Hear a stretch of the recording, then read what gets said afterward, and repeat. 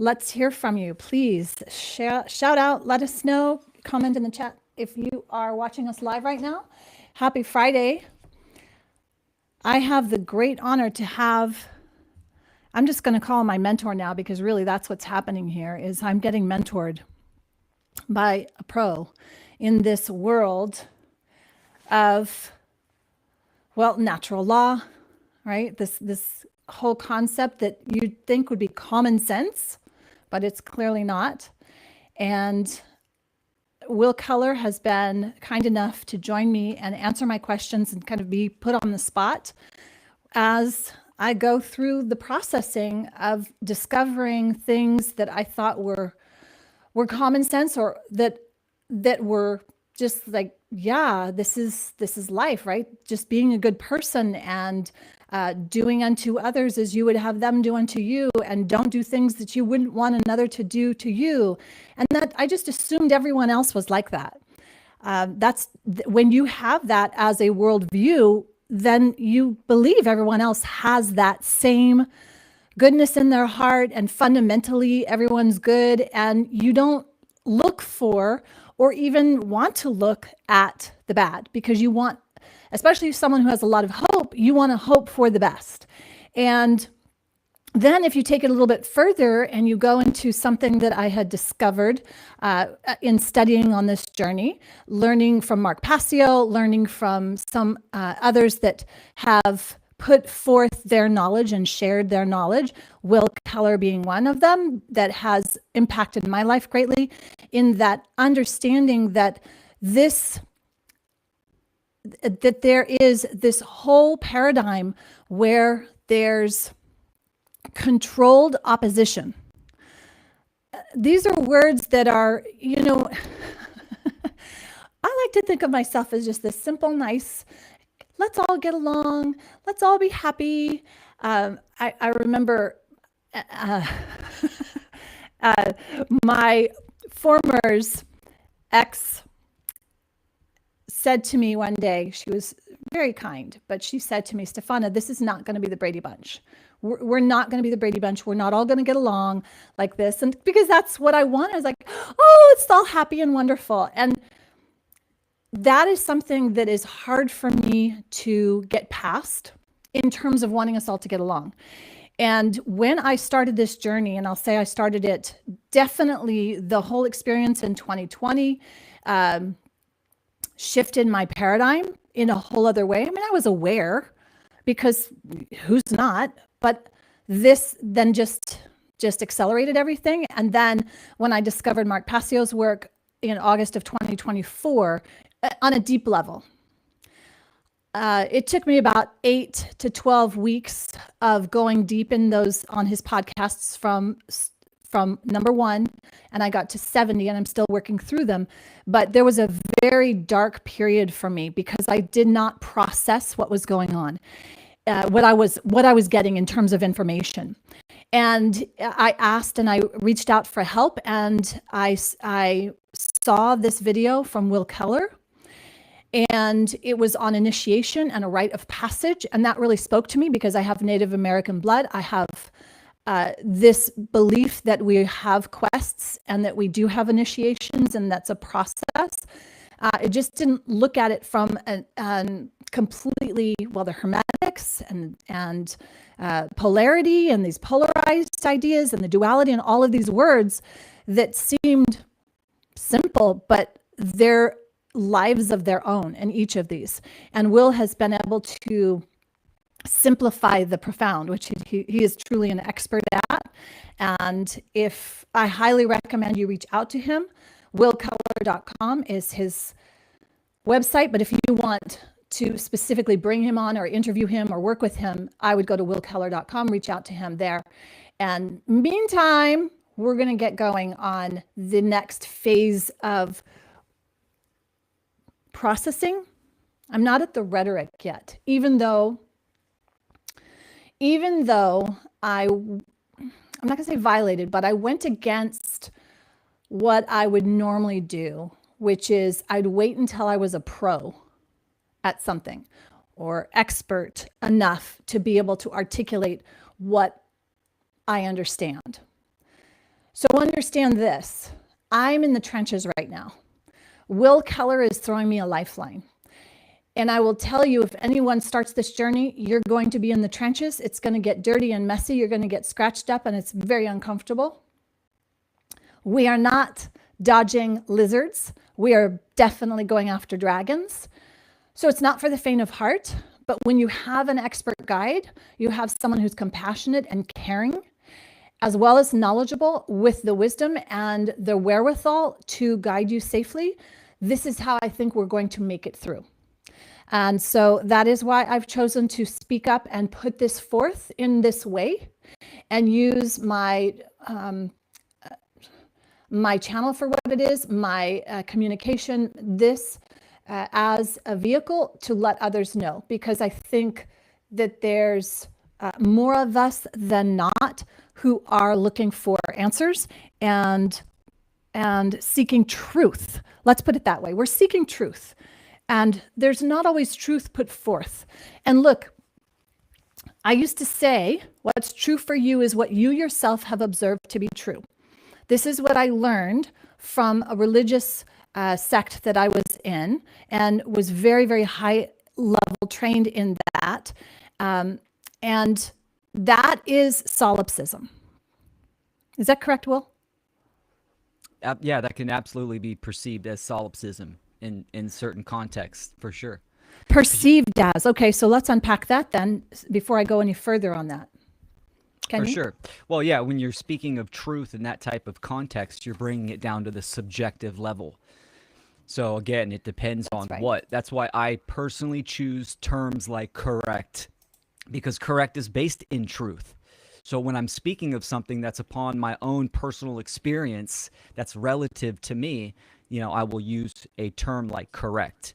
So something give me that an cannot be example. verifiable by other people. Like yesterday, I was, cleaning my house, right? Making those kind of statements, or I'm experiencing in my local area this happening. Okay, that's sure, but can it be verifiable? Can it be observable? Can it be factual? So when we're speaking on the truth of something like what is going on in the aggregate or the collective, it's not based upon personal experience, right? It's not relative. It can be known, and it is objective, and it can be known by anyone. Okay. I love what you said. Just real quick, I want to comment. That was a beautiful introduction, and you stated early on that these concepts that we're talking about, like right or wrong, moral, immoral, most people, and this is kind of the mind control of it, most people believe they are good people. They think that they know the difference between right and wrong. And this is a false axiom, right? An axiom is evidence, a statement or evidence that is considered to be self-evident. So most people don't even consider this, this category of information, or even progress on the line of questioning that one needs to undertake to reflect on themselves. Ask themselves, am I a good person? What does good mean? What is the difference between right and wrong? So the false axioms, that's what we're here to do. And I love that you are initiating this journey in authentic transparency. You're saying, hey, I'm a student. I'm going through this process. Likewise with me as well. Sure, I'm an educator, but I'm also a student to go deeper, to expand, to see the depth within myself and how that relates to the world, etc. So just great introduction. Oh, appreciate that. It definitely gets uncomfortable. And I want to say to those, most likely, I just want to see in the chat because it looks like there's 3 comments. And do you know how to look at that? Yeah, bottom right corner. Okay, cool. I just found it. Thank you so much. Got So Jeffrey, don't know who that is. My audio is cracking. Your levels are very high. Thank you. So Will, it says yours are so Jeffrey, how is it now? Is it because I'm too close to it or I'm hitting it? And just let me know because I want to update that. Okay. A couple things in terms of this, because I have seen a few other folks who are incredibly knowledgeable who will be chatting in our comments of some of the shows that we've done in the past. And I'm like, hey, I want to interview. Let's talk. Let's have a conversation. And I'm like, no, I'm not ready. And so I get that as well. And I think that the reason I pushed myself a little bit forward on this is because my son who is 16, I introduced him to Mark's podcast, What on Earth is Happening? And he went all in. And I said, when you get to 17, we need to listen to it together. And we did. And it was very, very heavy. And a few months later of him going through, like really hitting hard on the podcasts and not ensuring that we were processing and building that in, because I didn't really realize that. I hadn't understood that yet at that point. We started seeing some changes in him, physiological changes. His energy started going down, and I guess you would say the black pill type of thing. And this again is before I really understood, and I thought, okay, well, I didn't know how to navigate this. And so what I realized is that I need to start speaking up about this, because you do not want to be stuck in that dark area. You cannot be.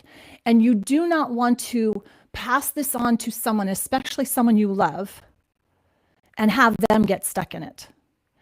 Because I believe that it is dangerous.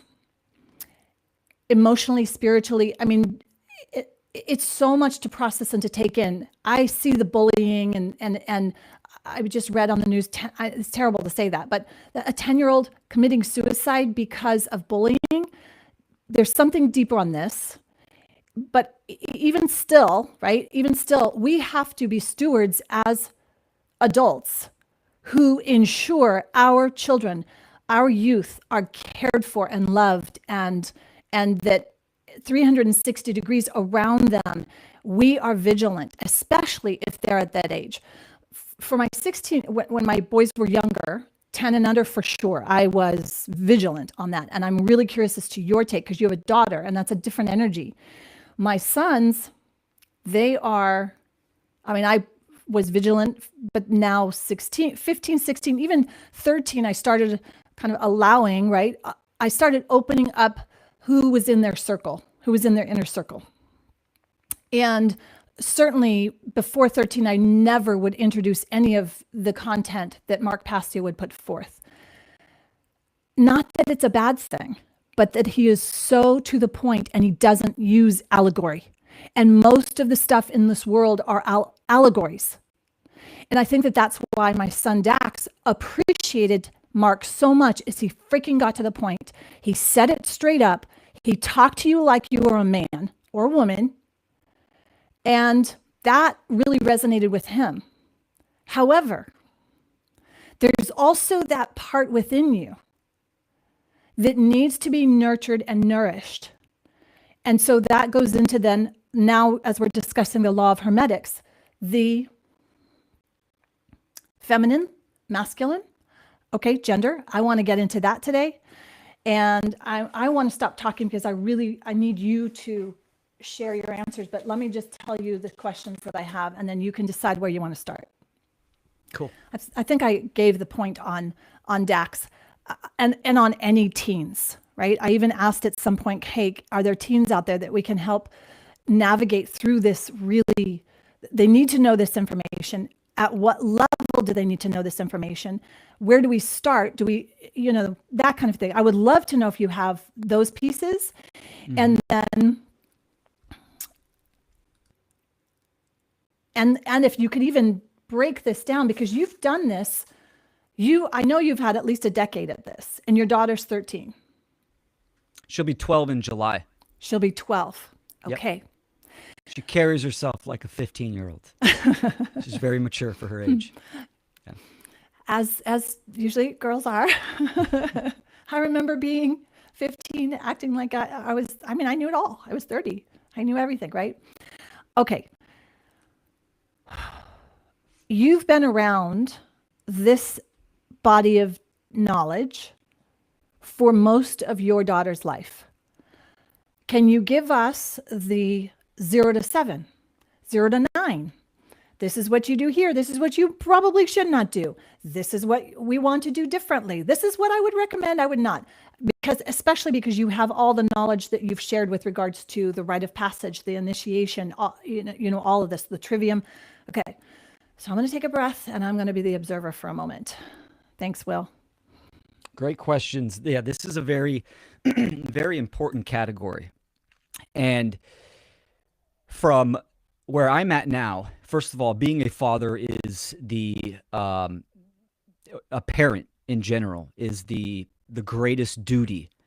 It is the greatest importance in our current condition. Actually, eternally, it always is, right? To be that steward of a young soul, a young being in this reality during this experience, right? So parents have not only a responsibility and a duty to educate themselves on this information, but also to become the example, be authentic, live this type of information, to be in alignment with nature and truth and morality, and then create that space, which I call the family dynamic, which is the source, is the beginning of all of the child's experiences that are going to set the foundational parameters and the operating system of how that child is going to interact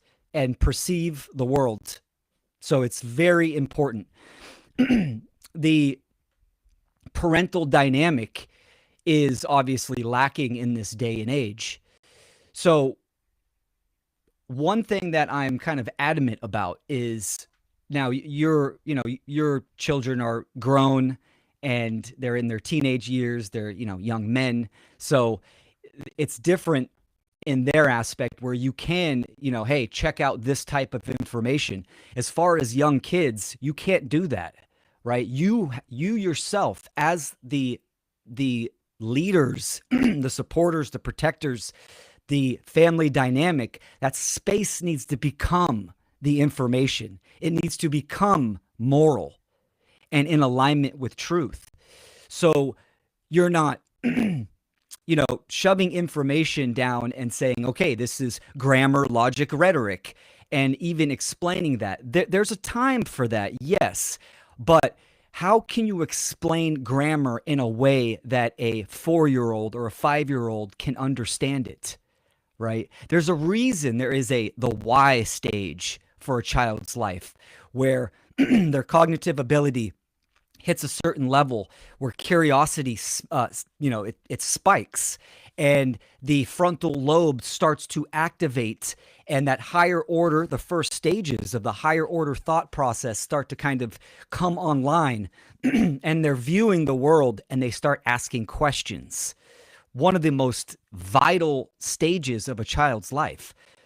For, I would say, the average parent, I've seen parents apologize to other people because their kid asks so many questions. Well, why this? Why that? That is a golden time, a golden opportunity to become the trivium.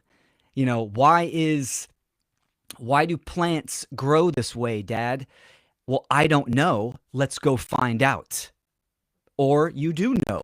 Right? And you can explain it, and it can be hands-on, and you can explain it yourself to your child in a certain way where they comprehend that, right? And, hand on hand, the practical application of experiencing and direct knowledge goes hand in hand with obviously the why stage. This is a foundational opportunity. So getting to the point of why I'm saying all this is that parents themselves need to educate themselves on things like what is truth, what is objective morality, what are the natural, what is natural law, what are the natural the laws of nature, how does change what are the dynamics of change? What is true freedom? All of these foundational questions and categories and topics, and vital to the existence and to the cohesion of individuals and our relationship with not only humans, other beings, the planet itself, our environment. So all of this is foundational, and this is a category that is unthinkable to most people.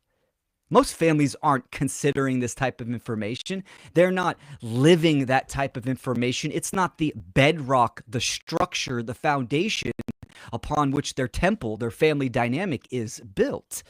But yet, that information is a determining factor on how individuals will operate, how they will know the difference between right and wrong, and thus how the human species will generate the condition of freedom or slavery.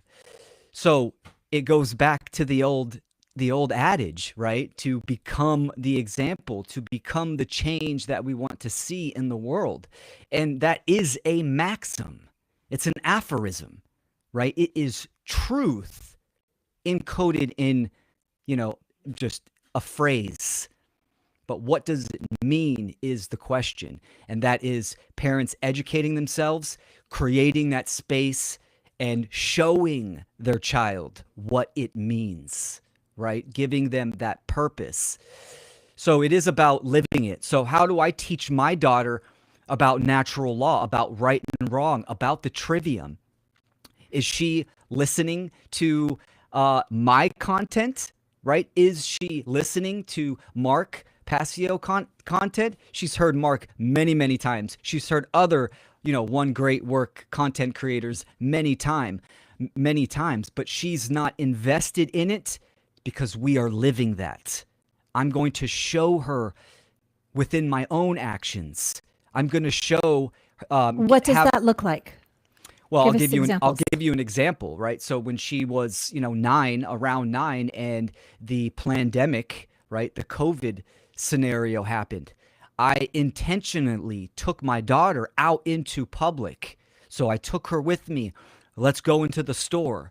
So she can see how everyone else is operating, and she can see how, the clerk or the employee comes up to me saying, oh, you have to have a mask on. And she's observing my interaction with these people, right? So it's direct experience. And I can imagine that you would not have been confrontational, but please give an example of exactly how you did operate from this place, because clearly you weren't in there using fear. Most of the times when you're operating from fear, that's going to be reactive. And then that's where we can go into the laws of hermetics, because then you're setting yourself up to be in the polarized situation. Then there's us against them. Then there's opposition. Then there's the ebb and the flow of push and then push back, that kind of thing. I guess that's law of rhythm, right? So give us an example of someone who is competent like yourself. What does that look like in having a conversation? You intentionally put yourself in an environment that could potentially have been confrontational. Oh, and it was. Yeah, it was many times, right? Okay, so how, let's go into that a little bit more, so specifics. Yeah, absolutely. So, and there was countless times where we would go into a store, and the first interactions when someone says, they're at the door and they're saying, oh, sir, you need to put a mask on. I would say, no, thank you, and just keep walking. Most of the time, people don't really say anything. But sometimes people will obviously be confrontational and, oh, you can't come in here. We're going to call the cops. And I would have that back and forth of, you don't have the right to tell me I need to cover my mouth, and, just engage in that dialogue. Of course, only about one time a police officer showed up and I did exit the building. Of course, you have to be responsible. Me getting arrested or physically accosted in front of my daughter and then, getting the other institutions involved, that obviously wouldn't be a wise choice to do. But the real work is explaining to my daughter why this person thinks that they can violate me, tell me I have to wear a mask, right? There's that educational moment where the experience is fresh, and then you can explain it to her in a way where she comprehends. And you can ask her those questions. Do you think I have a right to tell you to do something to your own body? It's very simple. A child, even a young child, will say, well, no, you don't, right? Do I have the right to grab you and cover your mouth? No, you don't have that right. So it's really innate in us. We understand, especially young children, because they don't have all that programming and conditioning. They can understand when they can see harm. They understand if something is going to harm them, that is not good, that is not right. And that extends, above and beyond other, humans. It extends to animals as well. It extends to groups of people. They can see that. It's all the religious programming and conditioning that we attach onto that towards children, those false axioms as well, that conditioning. So, and now that she's older, right, and she's her higher order thinking, her logic is on board, and she's very much engaged in that, the conversation can go deeper with more clarity. We can expand on that. She fully understands that, police officers, cops, what are their roles? What's their true role in the world? Violating people, road pirates, we like to call them, right? When there's no victim, there's no crime, there's no harm committed. She understands the government institutions are immoral because they don't have that right to do what they do. So good. And there's a couple things on this, because just in hearing you speak, I'm kind of calling you on this. You can totally just stop it. Okay. Yeah, no, it's all good. Go for it. Okay. You just said road pirates. And correct. in even speaking that way, or even do call me out on this, because I hear Mark in my head right now calling me out on this. Look, if we are then saying you're bad, you're a bad person, you're a road pirate, because you're a cop and but the bottom line is they're a freaking human being. So you see how we're identifying, and then that puts us into the whole polarization, and then that puts us into this whole game, and now we're back in it. And my thing is we need to get out of that trap of the polarization, the duality, the this, the them, that's us against them, and that. And we need to lift out of that. And at one point it was, kumbaya, everybody get along. But now it's no, let's freaking rise above that BS, because that's all BS. But I don't need to go and call him or her a road pirate or whatever. And no, I mean, I'm saying I get it. Sure. I'm not. Yeah. Why you're asking me why use a potentially derogatory term, right? Yeah, because immediately you're assigning that to that human being. But that human being has a role that they've taken on, just like me, who has a role of a mom, or who has a role of, whatever role I take on right now. Who knows what this role is? I'm trying to communicate, right? I'm not. I understand what you're saying. So I know it also sets me up to be in the polarized world of, she is crazy. She's like, I've had people call me bat stuff crazy. And it's like, really? Because I'm questioning, because I want to know. I'm willing to have these conversations, but do you get what I'm saying? Yeah. And I can absolutely comment on that. So, and I could see in, even in the black pill spaces, when it comes to kind of parenting, the education comes first, right? If there's no education and it goes straight to programming and conditioning, meaning if my daughter doesn't understand the role, the choice that certain human beings have made, right? Being an order follower, following orders for a paycheck, the initiation of violence, right? If she doesn't understand that first, and I go straight to a derogatory term or a label, that is somewhat programming and conditioning. But still, the truth remains. My daughter and I both, we call them road pirates because that's exactly what they are. Sure, they are human beings, but we need to put principles before personalities. And I have explained to my daughter, okay, that cop, right, that police officer, he's got a family that he loves. He might even donate to charity. He might do weekend events helping out in the community, but yet he still make an immoral choice before all that.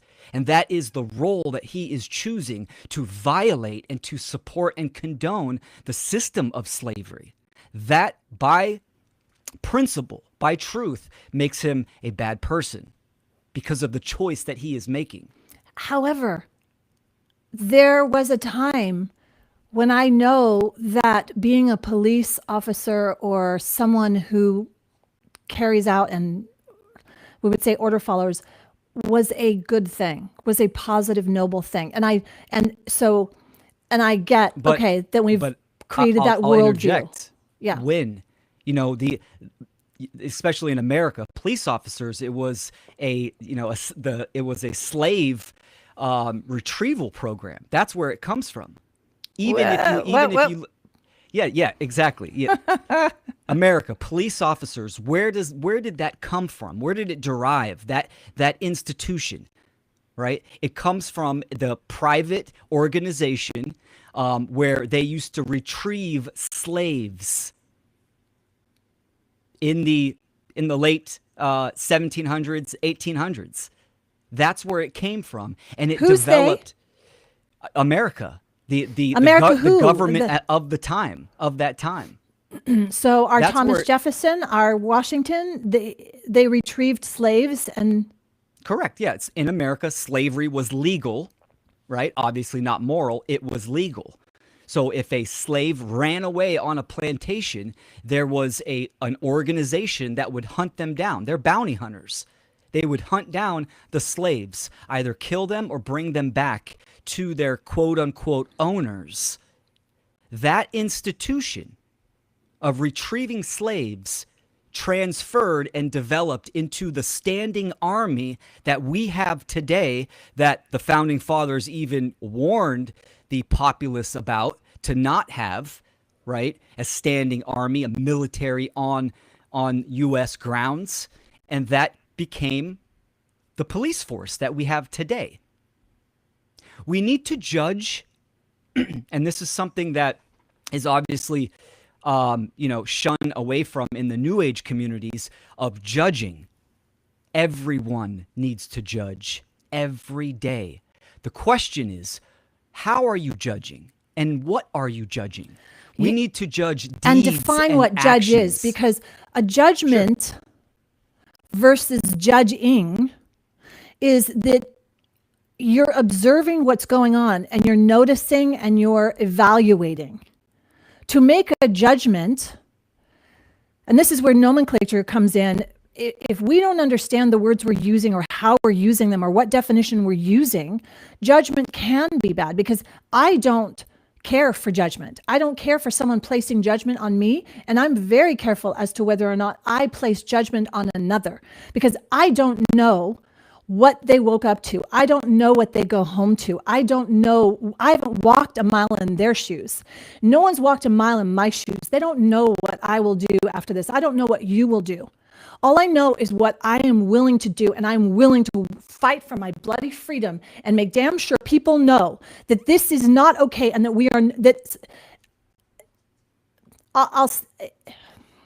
But you're making a judgment. You're recognizing that there is slavery in the world instead of freedom. So that's why I said, yeah. we all need to judge, right? It's using discernment to observe and make a decision. But the context is in what? So how are you judging and what are you judging? And I said it's very important to judge deeds. We need to judge actions. I'm not talking about judging someone because they like the color orange or they like pineapple on their pizza, right? Judge actions, not their intentions. Correct. Absolutely. Absolutely. Somebody can say, a police officer say, well, I intend to be a good person to serve and protect the public, yet their deeds and actions are the complete opposite. The complete opposite. Remember, intentions are just an individual's mental marker. It's in the mind. It's in the mental realm. It's a goal. You're aiming for a goal. Your actions are what manifests in reality. So your deeds and your actions act ion, right? The performed energy in the world. Because when you perform Act the ion. energy, Hang on. You just said some things there. Yeah. Act ion. Now what? action. You could break it up. Okay. Act. Oh, and then okay, got it. ion. I-O-N. Act ion. Act meaning to perform, and Okay. ion being energy. Okay. So let's just stay on that right there. Sure. Act.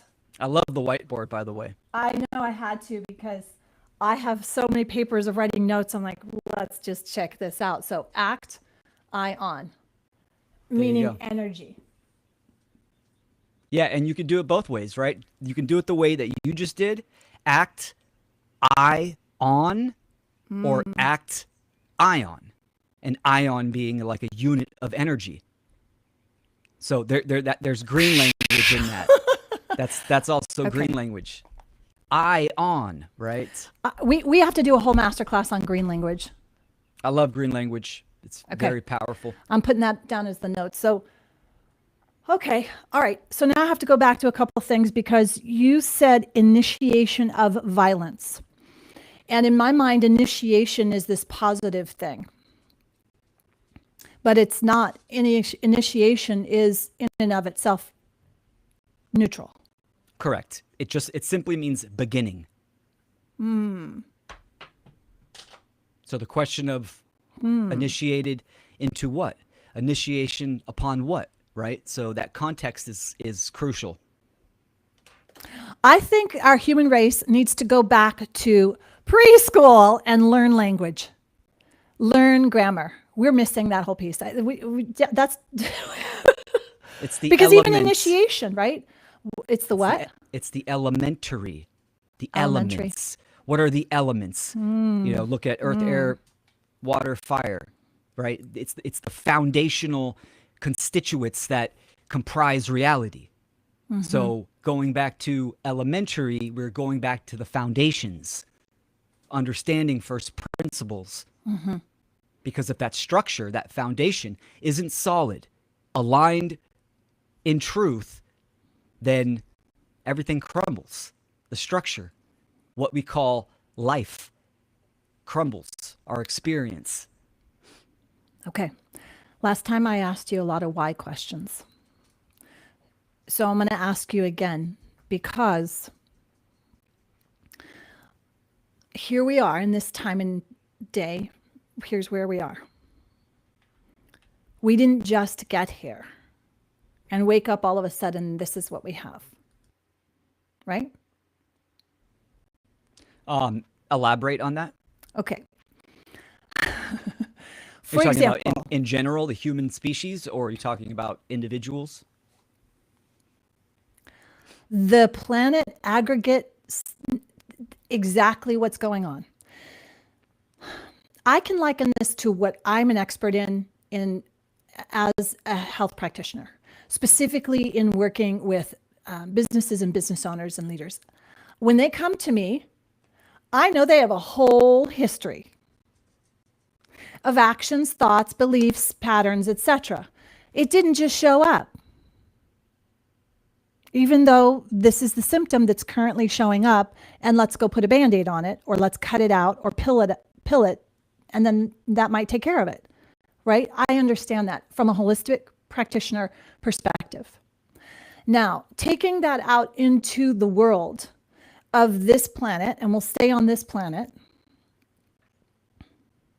I'm just watching you because I want to see, should we stay on this planet or should we go outside? Oh, no, we absolutely need to stay on this. Okay, so we're this staying on the planet for sure. right now, for sure. Okay. And understanding, I look at the trees that are blossoming right now. They didn't just start, I didn't wake up this morning and they're blossoming. There has been a process. Okay? Are we on? So Absolutely. now,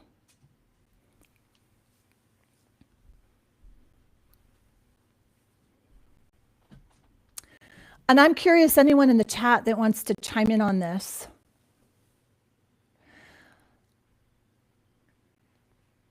I have to confront this. This is the hard thing for me to confront. And I know I've said it multiple times and you're probably tired of me hearing it.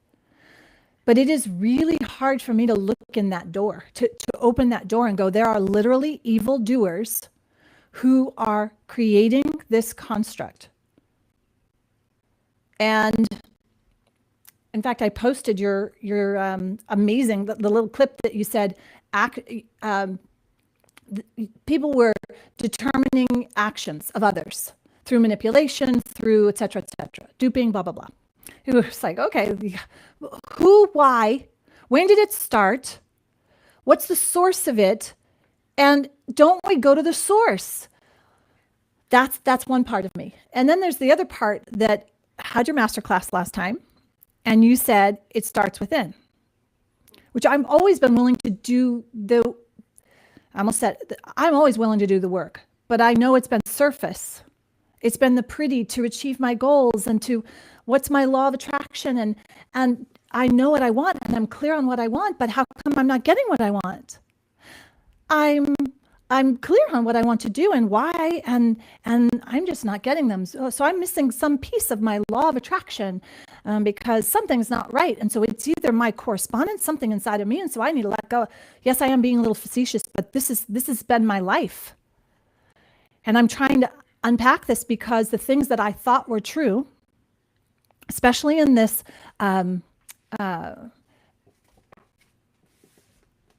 new age, right? A lot of the law of attraction, etc. So, and I used to say, well, you attract. What did you do to attract that? You created that. Okay, so take responsibility somehow. Whatever's happening in your life, you created it. But almost glibly. Yes, there's a part of me that's like, absolutely, I see the cause and the effect. I see the correlation. I can recognize that part of me that needs to be cleared, and I'll let that part of me go so that I can be more amazing and expand and share and do good things. Because do you see what I'm saying? Yes. Yeah. Okay. And a lot I'm going to shut up and now I need people, help. a figuring lot this of out. people, they think like that. And that is kind of the extension of solipsism in a way, right? It's negating the interconnectedness that we have with everything. The land, the plants, the animals, humans, the planet itself, right? So there are outside external forces.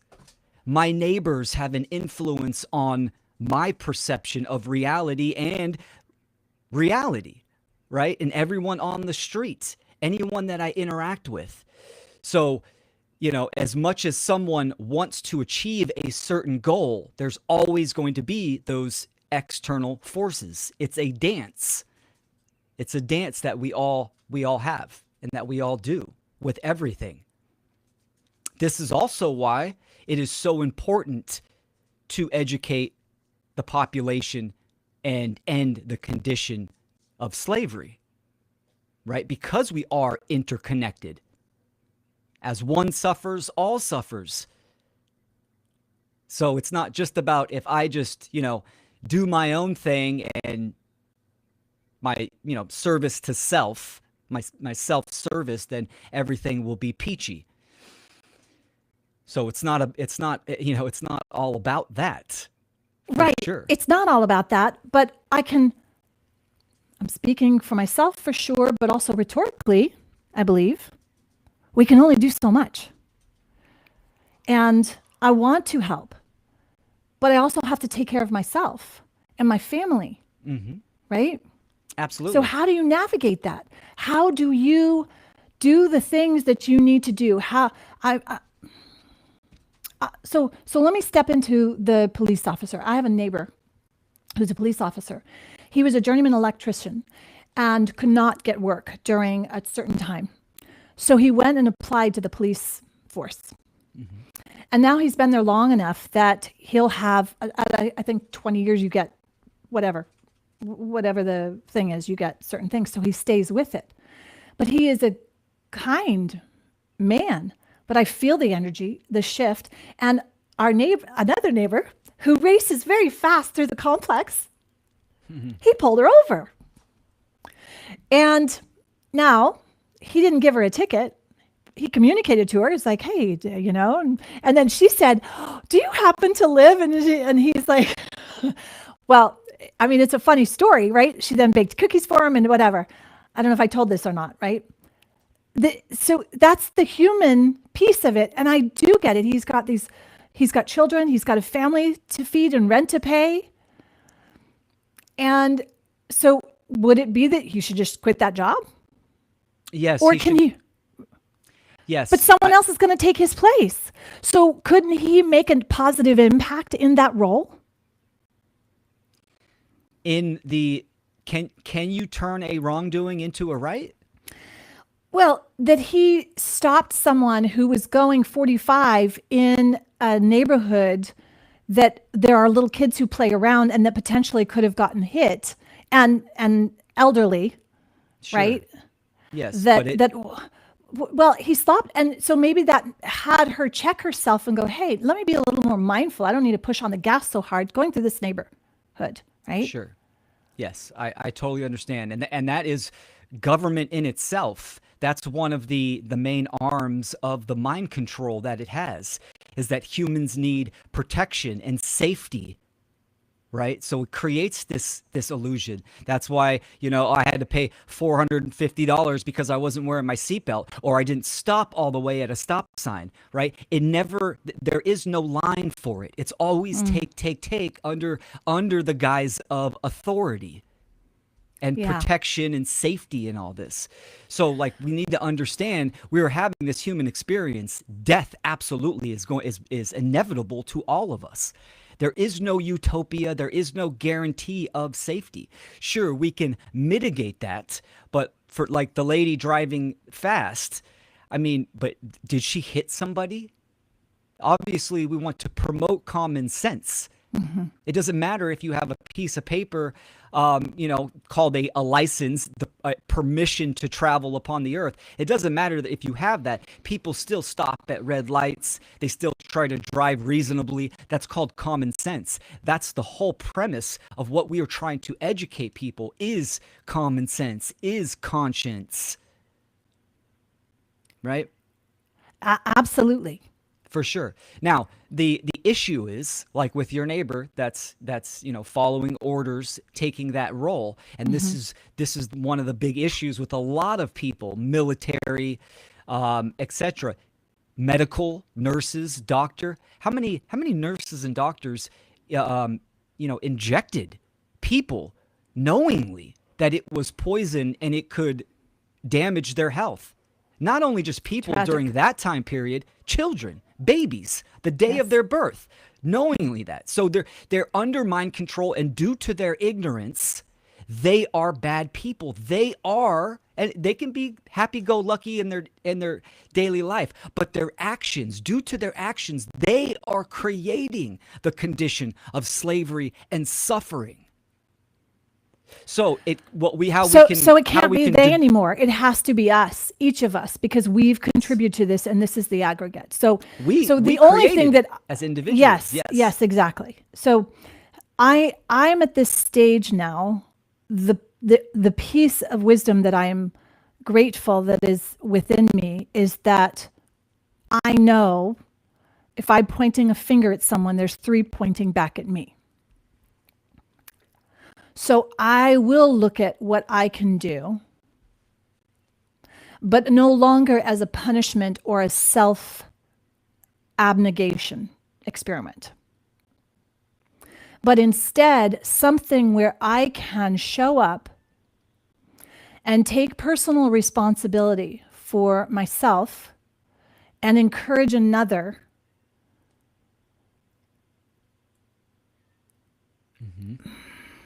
That you're I want my neighbor to slow down. I want my neighbor to slow down. I don't like that she drives so freaking fast. Have you talked to her? Pisses me off. No, I understand. I've had you know what? do burnouts at the end of the private driveway, and I've stopped those people and say, hey, man, pick another open lot or something. Like we individually can take that responsibility of engaging with people, saying, hey, let's strike a compromise. Do you understand that you drive really fast? And that person might say, oh no, I didn't. I was completely but unaware. most people say it's none of your business. Sure. In terms of what I've done in the past. So let me just check and make sure. Have I done it in a way? I don't think I was facetious or rude. I was like, whew, you're driving pretty fast. You almost hit us. We're just emptying our trash. And you just, whoa, And she didn't like that. She didn't like it. Sure. For sure. Right? So then do I have to look in me that what I was projecting? Was I projecting something on her? Because this is, it's possible. I was projecting, yes? Well, and so why it wasn't just a clean thing? Of like, for sure. Kind of going fast. Well, that's a great example of the internal, external dance that I was talking about earlier. This person is speeding. You can convey to that person, hey, you are speeding pretty fast. That's, not to my liking. And that person can say, oh, I'm sorry. I'll be more self-aware. Or they can say, mind your own effing business. Right. It's their right either way. So it is their right, and then is it not my right to go and let the manager put out a sign and say, "Hey guys, this is actually we need to be slow," because literally little kids this isn't a massive street, but it's see. Okay, could you put up a sign? Could you, Could I, or is that sure. is that then trying to control another because I'm putting a sign? You'd be trying to control them by abdicating your responsibility and telling your neighbor, hey, pull that lady over. No. I wouldn't want, it's pointless to have the cop in, pull him in and whatever. But it was just funny because it was a circle of I'm standing here, I'm looking at my desk, I see everybody go by. I see her go by 3 or 4 times a day, and it's super fast. I've said numerous times, oh, wow, you really you've got heavy foot there. Or, whatever. I'm trying to be funny, nice, kind, whatever, right? Maybe that's passive aggressive. Maybe I need to knock that off and just go, whoa. When I come out and empty my trash, I don't want to have to worry that I open up the trash bin and I get hit by someone racing through. Could you just check your speed, please? No. Well, see, this is where all you can do, brings right? up fear in me because I don't like confrontation, and I think that's another thing is a lot of us probably don't like confrontation, so we do abdicate it, which is not good, and that's how we got to slavery, right? Correct. Yes, for sure. It's the first fear. It's the primal fear, and that is the fear of death. Oh my God. Human beings, the majority of human beings are terrified of the simple truth, objective and absolute truth that we are going to transmigrate from this experience. We are going to die. See, well, for me, that's not true because I'm not afraid to die. When I say that, it's because I've literally confronted it and I've put my things in order and I've made sure I have things set up because I know I'm going to die. And more of my fear is that I don't want to leave unfinished work. That's more of my fear. It's one of the reasons I'm showing up on this freaking digital world. But thank you, people in the chat. Christine, thank you so much for your comment. I want to hug you and say, I just thank you. Hi, Christine. And then she's fantastic. Fit Strong 305, thanks for another live. Yay, thanks for another live. Thank you. Good. That helps.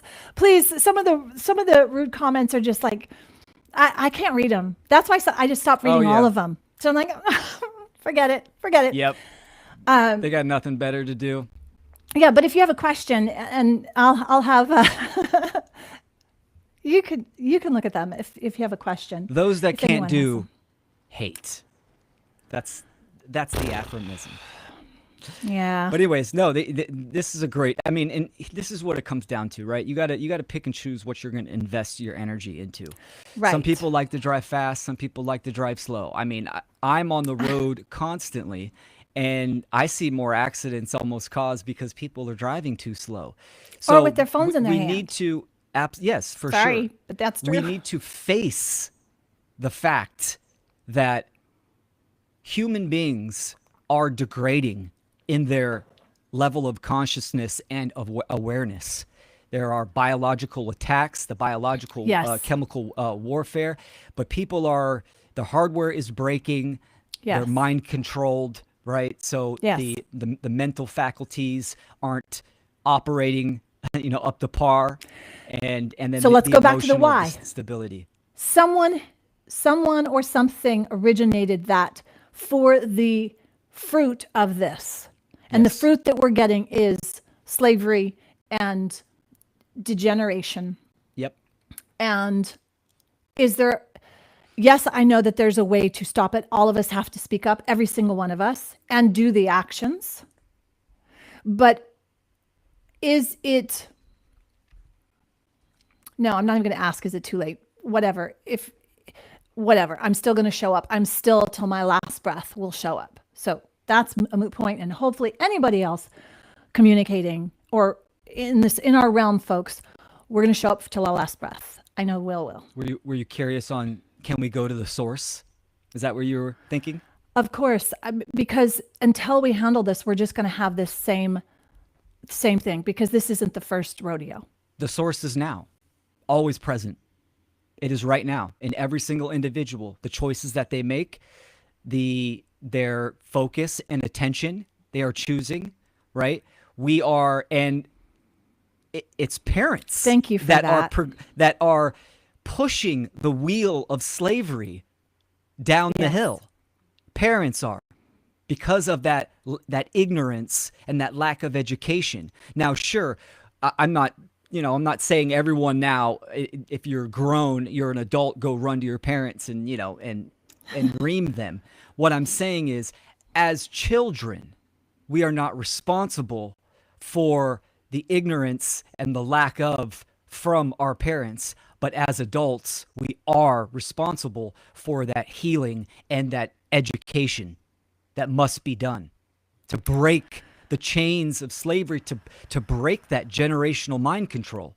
That's the whole essence of my work, is to reach parents and for them to stop that generational, curse ultimately. So it's okay. So then let's go back to this and let's bring in the hermetics. Do we need the law of hermetics? Do we need to go over those anymore? Or is that just more construct, more nesting dolls of more data? Or is it just exactly what you just said? It is now, the source is now. Forget regretting or shame or blame or whatever. You are here now. It doesn't matter what you've done in the past. Well, it kind of does. I don't know. You have to address that one for me. But sure. So if it's now, then in every single moment, in every single breath, it is about creating. What's your family dynamic like? Even if your children are already grown, what's your current family dynamic like? Because I know, even though I'm 55 and my mother is 80, there is still a deep connection with her. And my desire, that little girl in me that so wants her approval and love and to feel worthy, is still there. And that it will never happen. I can let that go. And so I parent myself. I'm the best mom I can be to myself. And so each of us have to do that now, but it doesn't matter how old we are, how young we are. Once we know this information, we cannot unknow it, and we must act on it. So all these things you said, and then I put down duty because you wrote duty. It's our duty. Is it really our duty? What's the definition of duty? Because believe me, I've done a lot of work because it was my duty to the religion that I was part of. And so I had to do things. And so now I guess the duty with police and all of that. Okay. Woo, there is so much, folks. So Will is getting like extra chickens, and he doesn't know this yet, but I'm sending him like gifts of things because he's helping me so much, and hopefully Oh, it's Maybe not chickens, because I don't think you want more chickens. I saw your chicken in your lap. yes. Yep. So you'll let me, I'll send you a fig tree or something. Okay. Excellent. What? Yeah. So all that, unpacking that, and can you understand and help me understand what's going on within me? Because I am struggling. I am a very competent woman. I am a very competent business owner, and I am exceptional at what I do with my clients and have for 30 years. And this stuff is kicking my butt. Mm-hmm. For sure. And it is so painful, because I truly don't want anyone to suffer. And I know that when you said, when we all suffer, if even one is suffering, with that one datum, axiomatically speaking, that's the end of everything right there. Billionaires, if you have a car and someone else is living in a box, how is that acceptable? And yet I don't want to go there either, because I have completely sacrificed my possessions, my money to give to others. And that's then subservient. So where's the freaking balance? How do we do this? I'm in it right now. I'm literally asking for a lifeline, because I feel like I'm drowning. Not drowning. That's too strong of a word, but I'm definitely gulping the cesspool, and it's awful. Yes. I totally understand. And the traps, snares, pitfalls of the condition of slavery, it's tough, and it's unique for on the individual level, right? I have my own situations, you have your own situations. That truth remains of that duty. And let's talk about duty, right? Like, I mean, the definition, the etymology of duty means it's an obligation of service. And I'm even looking here, it means due, owned, and that which is morally right. So that's what I mean by it's our duty as a parent to educate our children about objective morality, natural law, and what is going on in the world. It is also our duty, our moral obligation to create change in the world. And how do we do that? We do that how we're doing right now. We need to create high quality educational content to influence and inspire other minds in the world to stop their immoral actions, and then also align with morality and educate, get on the battlefield and educate their fellow men and women as well. That is the one great work, right? Ending slavery one mind at a time, one mind and heart at a time. Why? That's the battlefield, why we have it now. We have these great tools of the internet, of computers, of streaming, etc., right? That everyone can do some type of art form or, artistic expression, writing a book, dance, music, whatever it may be, going out onto the street, helping in your local community is one thing. But as far as the internet, where we can broadcast to hundreds, thousands, potentially 100,000s, millions of people. That's the work, because it comes down to the state of mind of individuals. The change must happen in the mind, because all actions and behaviors are dictated by our state of mind, the information that we hold. So that's the duty and the obligation in this war that we are in. Now, of course, that's not easy.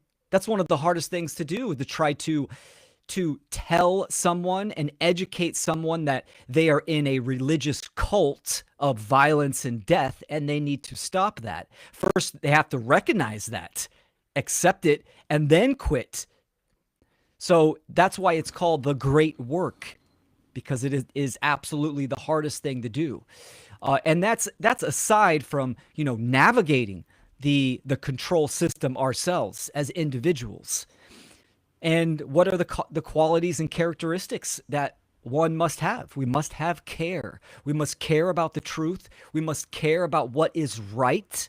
We must care about not only others and the service to truth, because when you serve the truth, you are serving others and yourself. But we must care about our own individual progression, our souls. You know, we talked about death. Death is not the end. We will reap what we have sown, for sure. We're going to have that life review. We're going to have that dharmic interaction. So we are all individually on this experience and this spiritual progression that is interacting and comprising the whole, for sure. There's lots of pieces that come to it, that come with it. You know, and staying vigilant, willpower. I mentioned care and sacrifice. I think that's one of the main things. Like, we all sacrifice on a day-to-day basis, right? Sacrifice just means giving something up to something else. Again, it's one of those neutral words, right? Well, what? What are you sacrificing, and for what is the question, the overarching question. Just as the majority of kids sacrifice their children to the state, to the indoctrination control systems. So, and you know, I mean, it's not a blanket statement. Some parents are in certain situations, so you have to do the best that you can and keep moving with vitriol, moral, ethical vitriol, and understanding that duty and obligation of justice and righteous action. Okay. I love everything you said. We have it recorded, so that will be that piece. And now I need you to unpack this in terms of everything you just said. Mm-hmm. There are cultures, this is not pointing fingers, but it's just what is, where the Christian missionaries went in and took children from Ojibwe tribes, my tribes of my great-great-grandmothers, and then they went and studied at missionary religious schools. This has been across, right? For the purpose of educating, for the purpose of everything you said, basically. This is the truth. This is what needs to be done. This is for your own progression. You must be educated. Mm-hmm. Mm-hmm. Yes, correct. And what did you just said to me? You just said we have to educate people. Well, do you see what I'm seeing? Absolutely. And I get the context, and I get we're right, and we have the natural law. But do you get what I'm seeing as well? Yeah, that's where the education comes in. First and foremost, you must be right. Right? You must be right. So all the religious sects, all of them, make the claims that I was making, right? But they don't educate. They obfuscate, meaning they say one thing, but what are they doing? What are their actions and their behaviors? Very immoral. They believe they're educating. They believe that that's what education is. Yes, but they are wrong. First and foremost, you must be right. They are actually wrong. Even though they say they are right, this is the truth. You know, they are the arbiters of truth. Their actions state otherwise, show and prove otherwise. The missionaries that go to the indigenous tribes saying, oh, we have the truth. We're going to educate your children. Then they kidnap them, rape them, kill them. That's not right. Well, that's a generality. Some of that probably absolutely happened. Yeah. Many. And we can do this with any religion. Yes, absolutely. Yes. We can do that with every, no matter, yes. And I have firsthand personal experience of that. So I get that. And do you also see where it's like that piece of, okay, I want to go educate. And I continue to check in on myself. Is this right? And then here in my own mind, who's a basic, competent, intelligent woman, second guessing what I know is right because I'm confused. Okay, well, I can answer that for you. What am I advocating really? 3 things. Non-aggression. Do no harm. Do not initiate violence upon anyone. Number 2, self-defense. Meaning you have the right to defend yourself if transgressed upon. And number 3, self-ownership. Meaning you yourself and only you are responsible for your thoughts, emotions, and actions. So where does education come in on that? Where does me or anybody else going out and educating another, outside of me just saying, folks, freaking do no harm. That needs to be your policy. Do no harm. And then self-defense, because if you do harm, I'm going to defend myself and I'm going to blow your freaking head off. And number 3, self-ownership. You better own yourself because I'm owning myself. Do you see what I'm saying? Now, I'm pushing this because I don't want to leave anything unpulled out. I want to pull these freaking weeds out. Sure. Yeah. So the moral principles, right? I call them, those are the principles of sovereignty. Those 3 right there. That's where the education comes in. You can make those statements right then and there.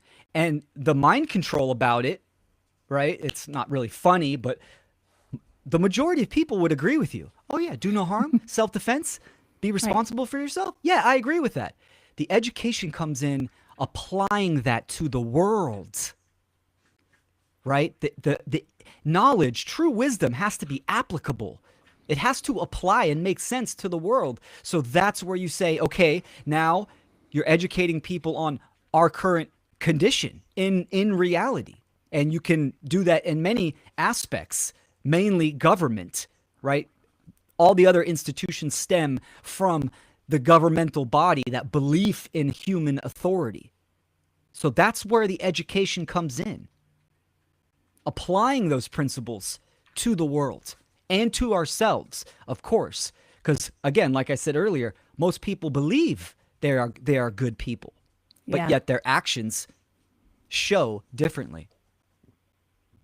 And then that comes back down to self-ownership and owning every single one of your freaking actions and taking responsibility and making up the damage if you made damage. And that's where I'm at. That's where I'm at right now. Yeah.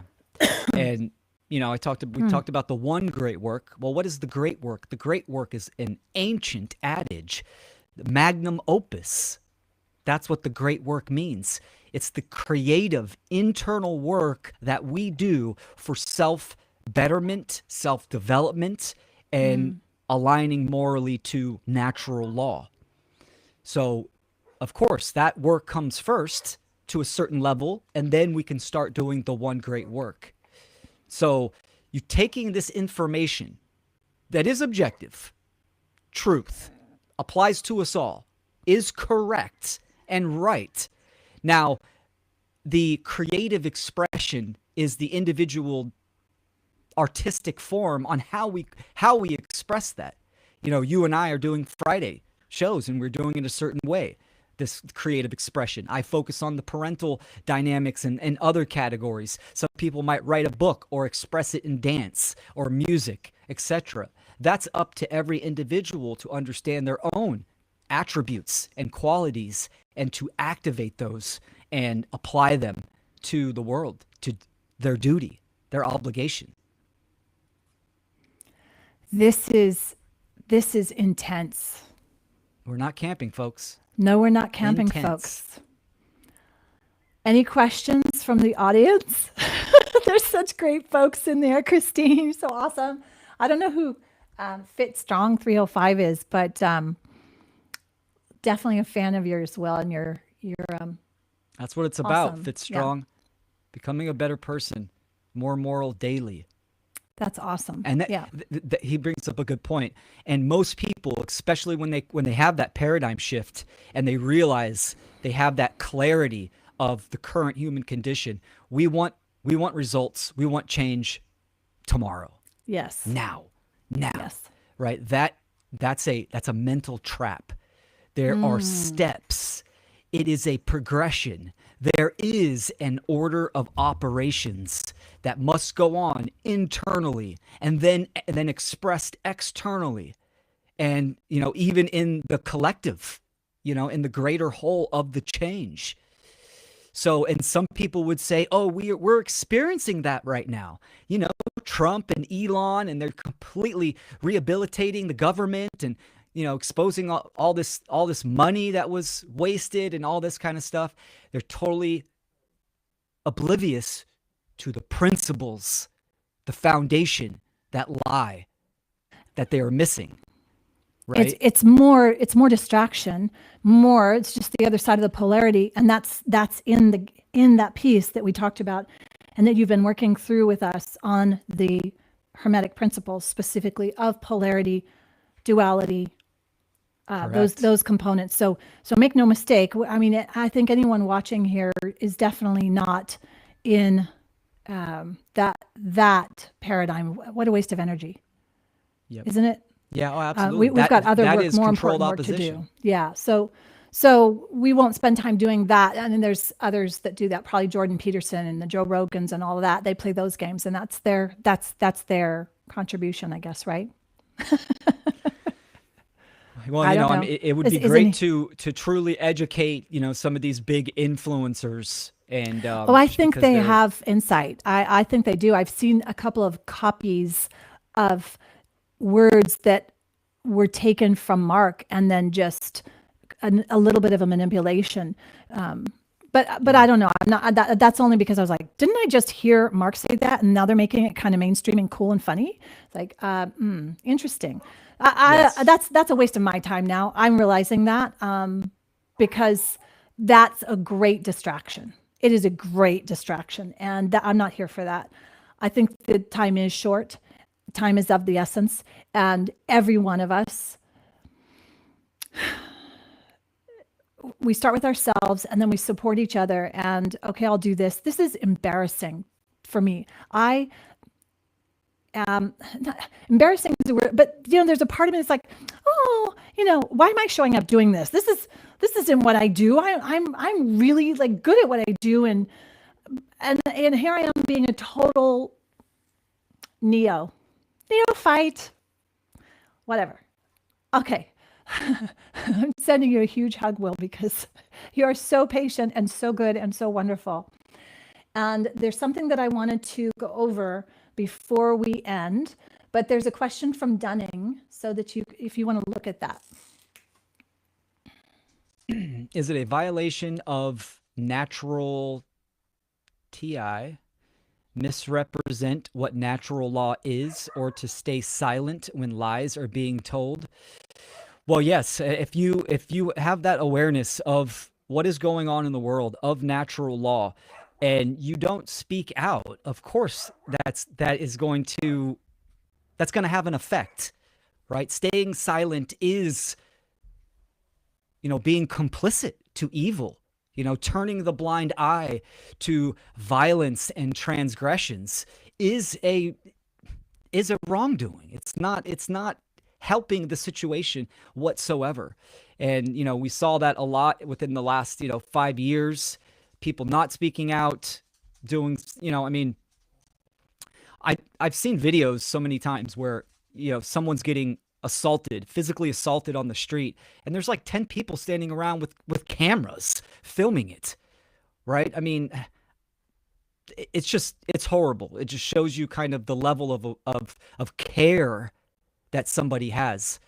So that process of internal discovery of why someone is being silent and turning a blind eye needs to be unveiled and de-occulted, and start that journey of activation is what I call it. How would somebody do that? Well, that's what, it's called the shadow work, even though that's a trendy term. Mm-hmm. You need to really sit in the mirror, have a journal, and ask yourself the hard questions of why you are not activating. Why do you stay silent? How come you're not speaking out? And it starts, the first principle of that is being honest with yourself, right? The ego will make all types of justifications and excuses, but it's facing that honesty within and working through it, asking those simple, straightforward questions. How come you haven't started, and why? There you go. Ouch. And it's not as painful, folks. It's actually less painful to just do it, especially when you can connect with someone like Will or, even me. I'm willing to have these discussions. So if you want to come on and communicate in this way and share your knowledge, I want to create a platform that's safe and that we can have these discussions. Yeah, That's Will why doesn't make me wrong for being a. I have huge respect for you, Stefana, because you're embodying authenticity, and that is very much needed in this day and age, where you are being honest with yourself. You're accepting where you are, which is part of shadow work. We have to accept our current 0 point, where we are at, and then you're going public. And you're having these conversations for other people to see. That's good for people to see that, right? I mean, we need to get out of this mindset, this mind control of that. I have to have it perfect. I have to have it 100%. I can't show other people that I am wrong, right? Mm-hmm. We are human. We need to go through that process of education and learning from our mistakes and teaching what we've come to know, and it's a great process for other people to see. I receive that, and I appreciate it more than you know. Thank you. Beautiful. I would not be able to do this without you. I would not be authentic. I would I would have given up. But I want to ask a question about this symbol here. Can you see that symbol? Yes, I can. We know it's on the dollar. It's been mentioned. I would love to do a specific, well, these aren't really classes, but a discussion on green language and pull as much as we can down so that we can just everything we can on the green language. I think the Hermetics, we can kind of move on from that. There's so much data on Hermetics. We're not really using it as much. I love how you just went back to the 3: do no harm, self-defense, self-ownership, and let's see how that actually applies to reality. Mm-hmm. Now, we have so much symbology, and you mentioned Plandemic.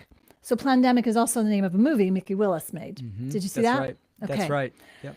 And I just saw where he posted that there was a symbol on this massive media outlet that basically made sure, do not watch this. If you do, here's how you need to respond to the pandemic because of all the data that was put in there. And it was a specific symbol of, I guess, Illuminati or whatever. And as soon as we start talking about Illuminati and this and I already know that those are just labels because we know now that Illuminati is illuminated one. And so it's a false idea. The only reason we say that they're Illuminati is because they have the knowledge that has been hidden and they keep this base knowledge and they keep others dumbed down, controlled, mind controlled to not look within because they're so distracted with all these objects outside. And I want to say one other thing because my son told me this. He said, there's now where babies are getting this thing where their eyes just can only look up and down, cannot look left and right because they're on these scrolling devices. Now, wow. I know, and if you ever watch me to speak, I will go left and right because I learned EMDR, which is it's a rapid eye movement that heals. It's very therapeutic and it's a way to process. This is very important for all of us to understand. If you scroll on your phone or scroll a lot in this way, this is actually a neurological pattern in your brain that is diminishing our processing of our body. So you want to be looking left and right, up and down corners and practice it every single day. And so I'll just leave that. And then I'm going to ask you to define this because I've been seeing this in my dreams.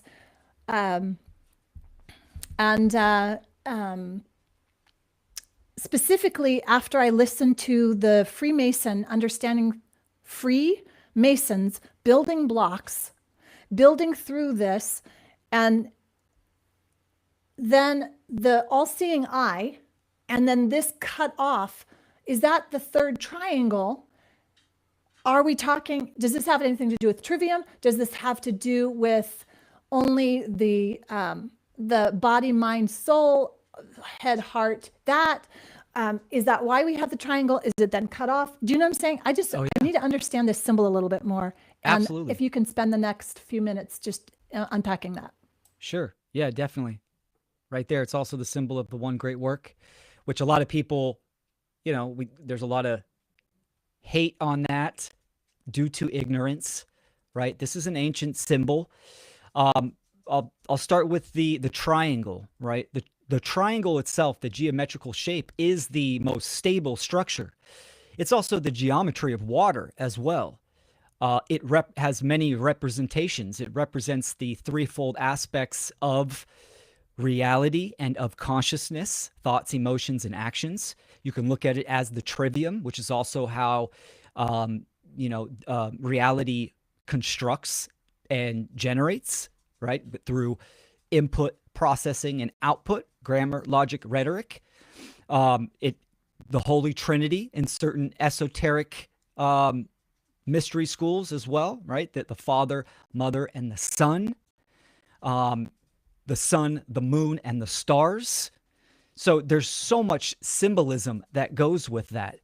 The eye itself dates back, I mean, even to antiquity, really. But what it represents is the eye, the all-seeing eye, is the eye of Horus, and that is natural law, meaning that the eye is always open and watching, meaning natural law is ever present, immutable, binding, objective, and absolute. It's a symbol of God. It's a symbol of creator and creation, right? The rays, the sun rays that come out of that is creation itself. It's the creative force. Now, we can see in like the Freemasonry traditions, which people need to understand. I'll do a caveat. This could be a whole episode about occultism because it really is the body of information that we need to understand correctly, that occultism itself is neutral, meaning it is the information and knowledge of how the human psyche functions and how reality operates. That's all it is. Now, how that information is being used is what would categorize it, dark occultism being immoral actions, immoral use, right? Or light occultism, which would be using that for development of consciousness and the moral development of society and, and reality and civilization. So the Bavarian Illuminati, right? This goes back to France. I believe it's in the 1600s. I could be wrong on that time frame. They changed their name from the Perfectibilis, which meant the perfected ones. They were very much a dark occult secret society, a controlling institution. And it's ultimately a God complex, right? The perfected ones. They are perfect. They are God on earth, gods on earth and other human beings and other beings on this planet are subservient.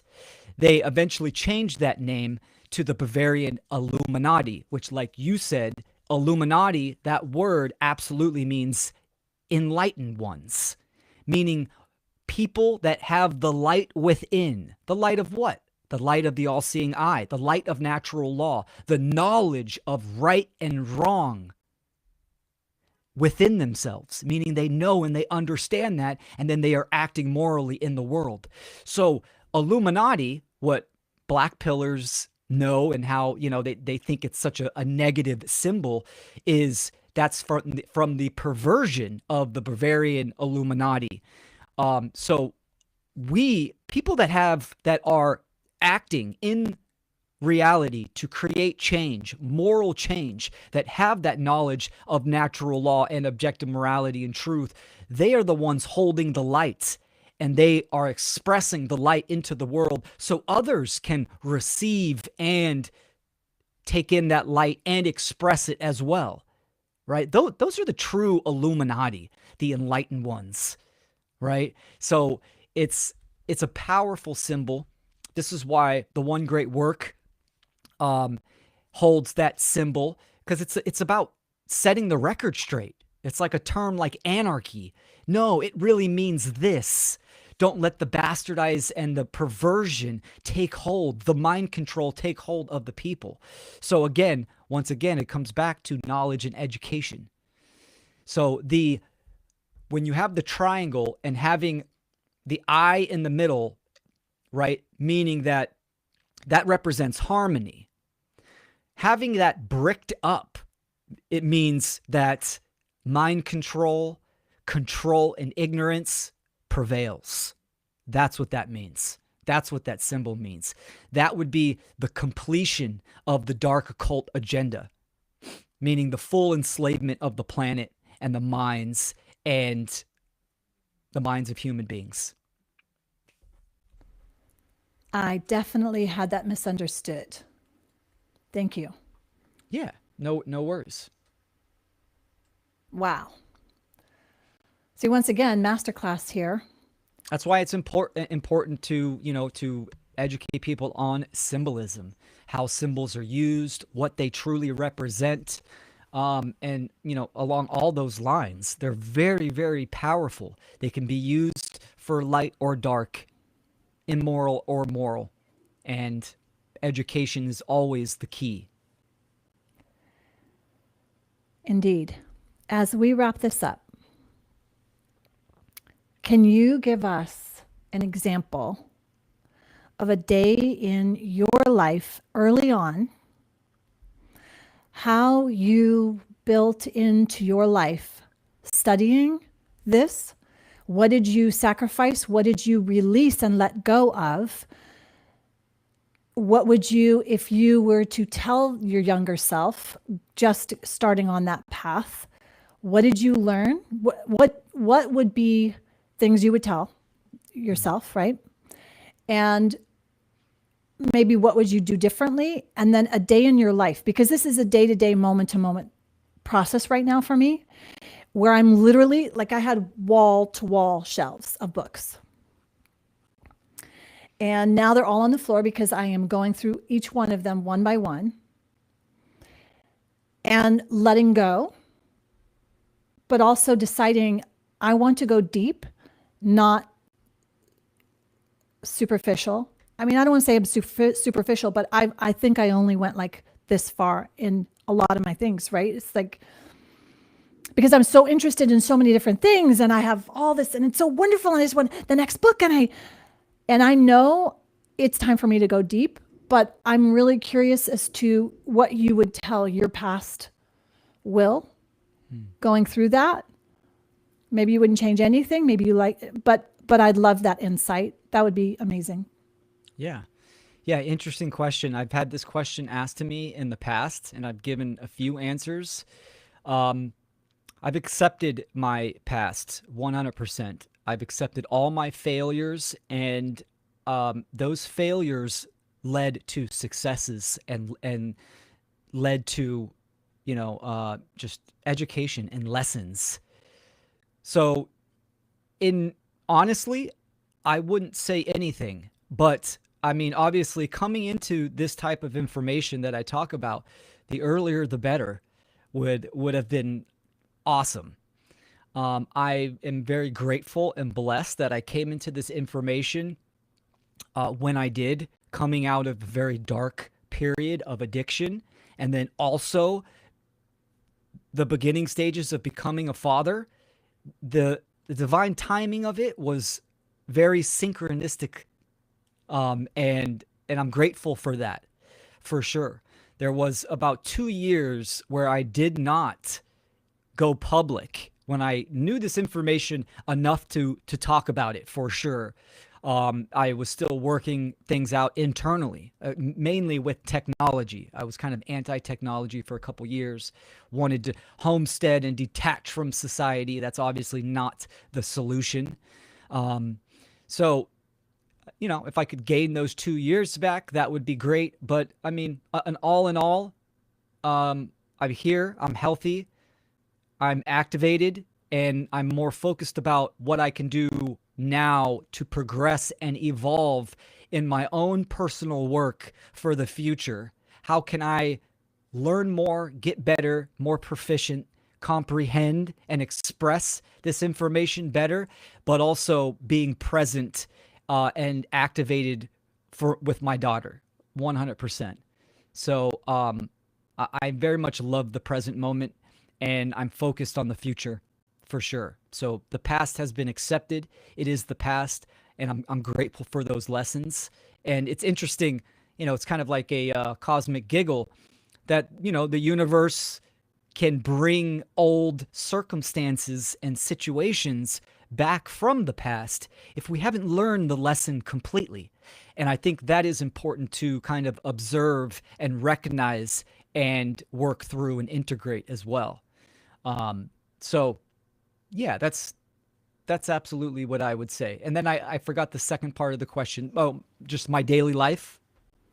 Yeah, and especially now because you're in the process and you're continually learning, that's where I'm navigating. And in terms of, I'm wondering if I'm actually looking for permission to, what's inside of me right now is to literally let go of everything. Like literally let go of everything, except my piano, except certain things, right? That bring me such enormous joy. And I'm looking for freedom. I'm wanting freedom. And so there's a part of me that, because I have so many books and I feel like I need to study those, there's this, and I need to learn more. And I will always be learning, but it's almost that now it's a distraction from being present to my life and seeing how to actually apply what I know now in this new field. Because even this conversation we've had today with my neighbor, I literally now am looking at my street differently because of what you said. My energy is different with my neighbor right there to my right, and my cop neighbor. My energy is different now because of what you said.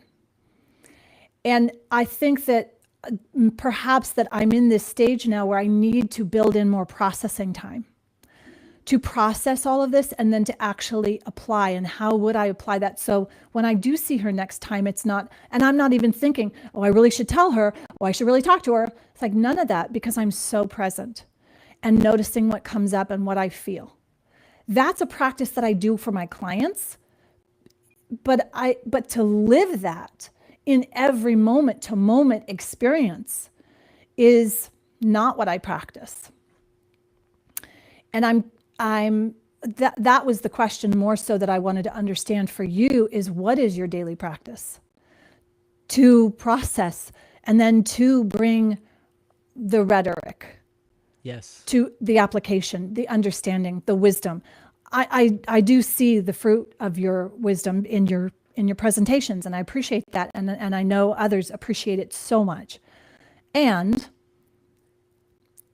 you're also a man, a human with a daughter and a life and a partner and an existence that requires that. So how do you navigate that?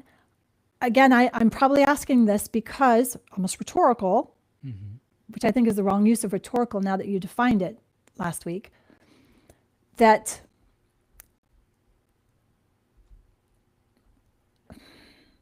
I'm literally processing the authority within me, but not my author. The made up beliefs of other authorship that I feel I have had to or should follow.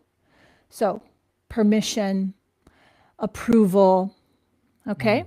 Yes. And I'm going through that right now, and it's very painful because there has been much of my life needing approval, wanting approval, not like, oh, prove me that, but yes, that wanting mommy's love, wanting the attention of that, and wanting to get things right, and wanting to be a good girl, and wanting to, and all of that is coming out painfully, right? Yeah. So I'm, as I'm asking this question, I'm aware that that's happening, but I'm also aware that I really do want to freaking get this right. I really want to make sure I'm not missing something. I want to make sure that I'm doing everything that I can. Yeah, That's for sure. kind of the question. Yeah, excellent, excellent. And I can relate to you on so many ways, especially with books, because hey, I consider myself a book junkie. I have a very vast library that I love. That I've even told my daughter, hey, if my time goes early, take my books. My books are yours. Treasure them. But I had almost an unhealthy relationship with information in general. Right? Most people, become information junkies. They get information deprivation, meaning they're just constantly taking in more info, and they negate that processing time that should be done in introspective practice, right? You need some time away from, whatever, the constant videos and information to process what you are currently learning and how that applies to yourself and the world.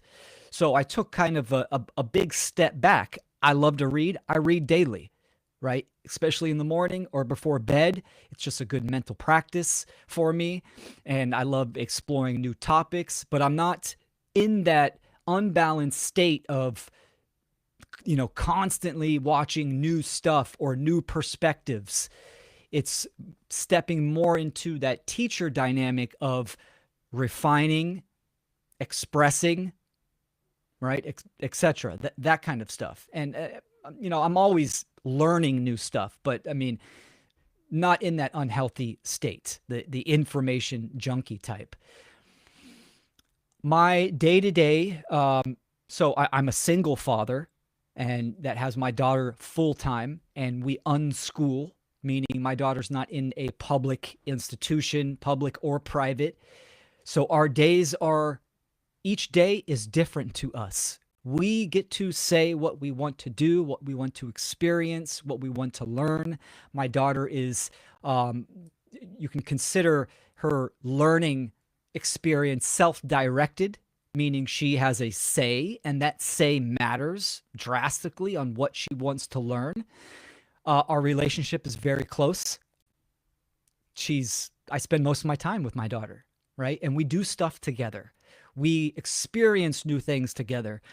She wants to explore and learn about something. We do that together. If I don't know something, I say, I don't know. Let's check it out together. I love that type of opportunity.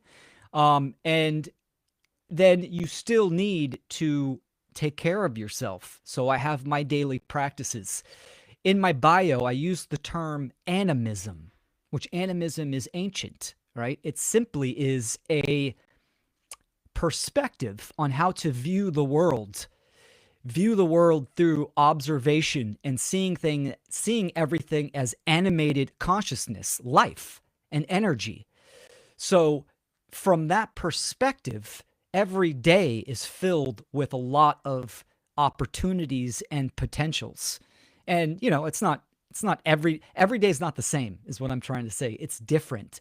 And I like that. Of course, I still have to, make a living and have resources, but I made the choice not to comply with institutions or work for someone. I created my own source of resources, which is construction. So I get to say how many days of the week that I work, which is very few, and I'm lucky to have that. But again, these are things that I had to build up to learn, to make the choice after that processing time, that introspection, that liminal space where when you come out of that old you has died and gone. And that sounds like that's very much the process that you are in. You're in that liminal space. trust that process, follow through on that process, and you will know. I mean, you're already activating in the sense of, making content and expressing yourself, which I think is great. There are stages, right? There's no such thing as I've been initiated one time. All of life is one big initiation. Each day is an initiation, meaning the sun setting is death, the sun rising is life, right? So having that kind of perspective, and you do one thing at a time, right?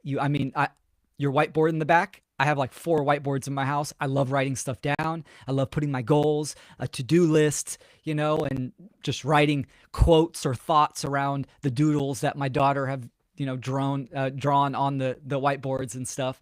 So it comes down to the fundamental maxim truth for everyone. Everything is about relationships. In this experience, everything is interconnected, and it comes down to relationships. My relationship to my daughter, my relationship to freedom, to truth, to health, to wisdom, right? My relationship to my daily practice.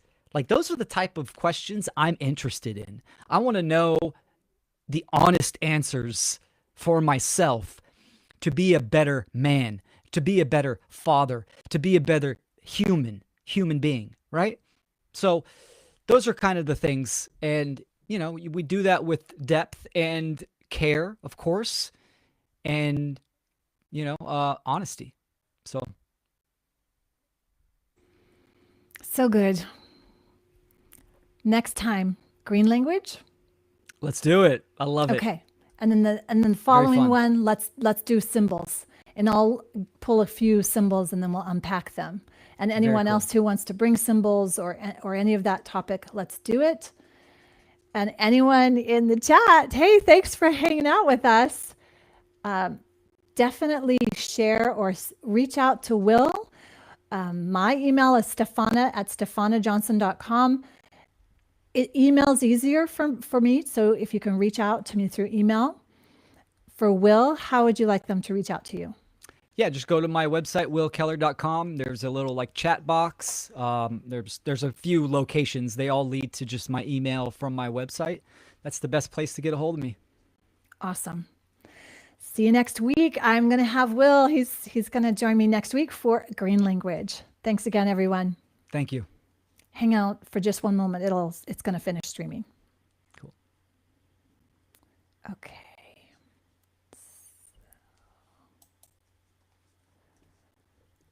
So I stopped that, which I think it will continue to upload to